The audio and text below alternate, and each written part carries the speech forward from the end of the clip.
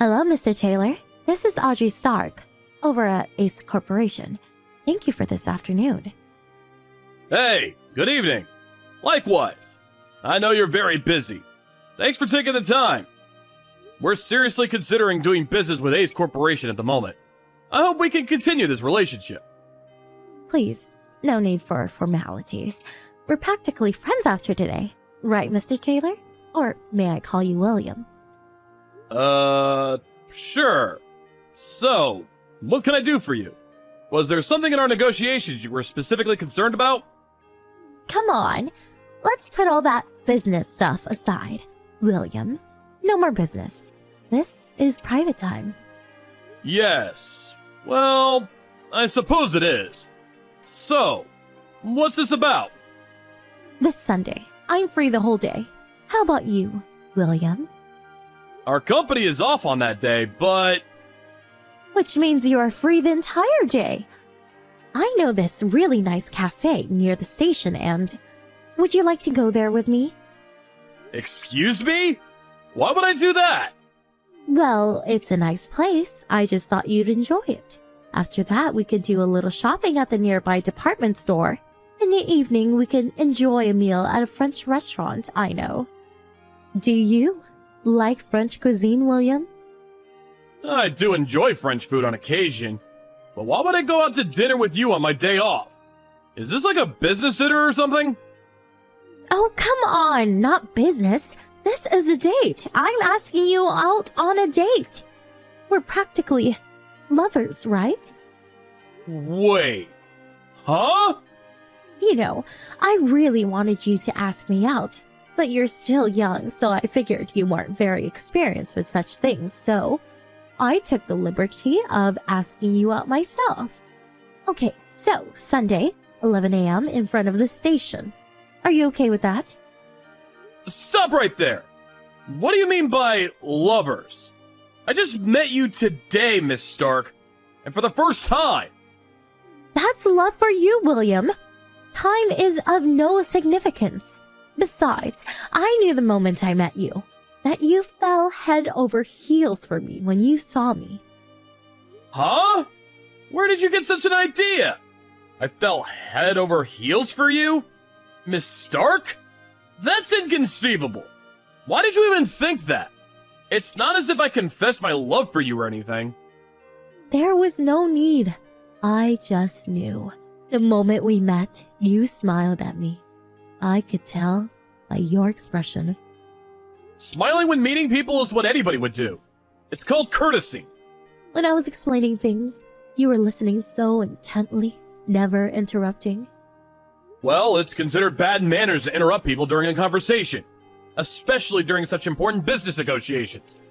You were looking at me with those warm and passionate eyes.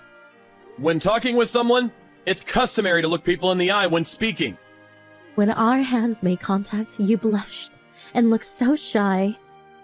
I was just a little taken aback when you intertwined your fingers with mine as I was handing you those documents. And when we were leaving, we exchanged line addresses. Well, you said there might be particulars you wouldn't understand and you might need to get back in touch with me. So?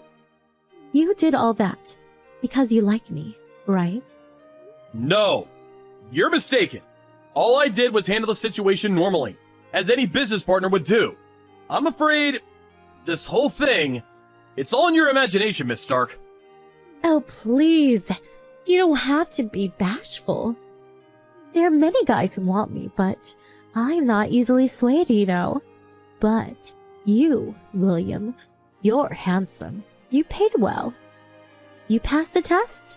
I'll go out with you. Please. You got this all wrong. I really don't want to continue this conversation. I know I really shouldn't say this, but Miss Stark, you do realize you're twice as old as I am. Aren't you even a little embarrassed to be doing something like this? My heart is still at 18. Don't you worry. Besides, age difference is insignificant in this day and age. I really can't go along with this. And I'm going out with someone that I plan to marry soon. So, obviously, I cannot go out with you. Sorry. What? Are you two-timing me? I demand that you break up with this nobody. I guarantee you that I am way better. I insist you go out with me. You're out of your mind! No! I'll pass. Are you sure about that? You refuse in our business negotiation? And right here. What do you mean by that? Simple. If you don't go out with me, no deal. You make the wrong decision and you might just get fired. So, what are you going to do? Alright, I understand. Can you allow me a little time to consider it? I'll give an answer tomorrow regarding the current situation. Finally came to your senses. You should have just said yes from the get-go. I'm expecting a favorable response. William!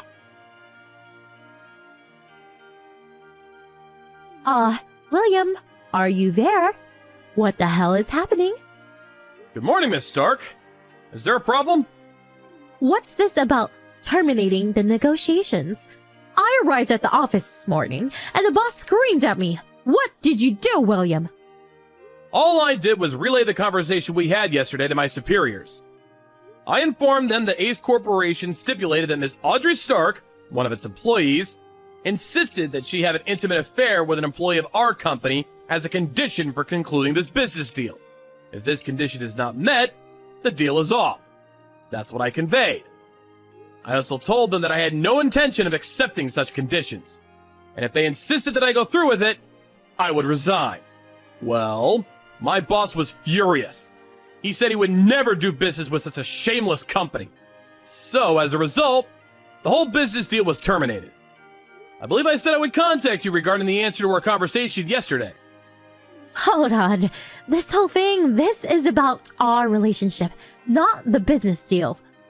Of course it's about business negotiations. I turned down your offer of going out on numerous occasions, so I saw no need to refuse again. But this is not possible. You don't care if this business deal sinks just for a simple private matter? It's your company that's going to reap the consequences. You do realize that, don't you? I really don't know where you got your wires crossed, but it was Ace Corporation that brought this business to us, if I recall correctly. As this is the case, we have the right to terminate or conclude the contract. As a matter of fact, another firm, the Bayer Corporation, brought the same deal to us, under the same conditions. Except for one, of course. So, if we lose this deal, it really does not faze us at all. I never said we would axe the deal. If you didn't go out with me, it was just a joke. It was just a slip of the tongue. I didn't mean to threaten you or anything. You took it all wrong. You say it's a private matter, but I negotiated with you in good faith, thinking that you represented the Ace Corporation. I believe that your words were your company's policy and intent. I really feel bad saying this to someone who's my senior, but you should take responsibility for your position and what you say. No, you got it all wrong. That was a private matter. It was even during business hours, so it has nothing to do with the company. Not sure about that. You brought that up during business negotiations. So, we came to the conclusion that Ace Corporation was part of this all along. That it was policy. We couldn't believe it ourselves. Ace Corporation really takes us for some corrupt third world company. Please, William, come on. This is all just one big misunderstanding. All I wanted was for you to be a little more forthcoming. That's all. I suppose I was a bit forceful, and I apologize for that, but I am not sure I approve of you bringing personal romantic affairs into a business deal. Please, think it over for me. Just tell your boss that you were misinterpreting the whole thing. If you don't, I may end up getting fired. Miss Stark, I really can't understand what you're getting at. I was emotionally traumatized by your remarks yesterday and today. This is simply harassment. So, I plan to submit a complaint regarding this matter. As I said, it was all a mistake. Please, William, talk to your boss. Get him to reconsider. I'll do anything, please. Unfortunately, we already decided that we will no longer have any business dealings with Abe's Corporation going forward. This account is private, so I'm gonna block you. Sorry. Also, if you contact our company in any way going forward, we intend to get the authorities involved and will consult with our lawyers regarding what actions to take. I hope you and the company are able to work things out. Please, William, please believe me. My love for you is real. Can't you understand that? You can be certain that I'll make you happy. Please, reconsider. Stop it! Please! This is really getting on my nerves. Honestly, I despise people like you who never take the time to listen to others. Huh? Despise? Yes, that's right. I despise you! I never want to deal with you again! You're not serious. I pray for your success.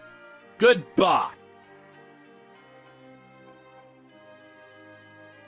After that unfortunate conversation, Miss Stark visited the company accompanied by her boss and her parents to apologize.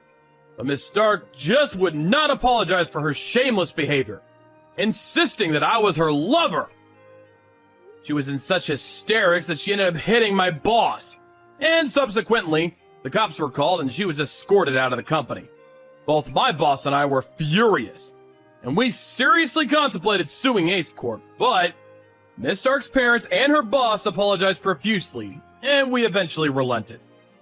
We agreed on a financial settlement and a promise that they would keep a close eye on her and keep her from acting out her urges.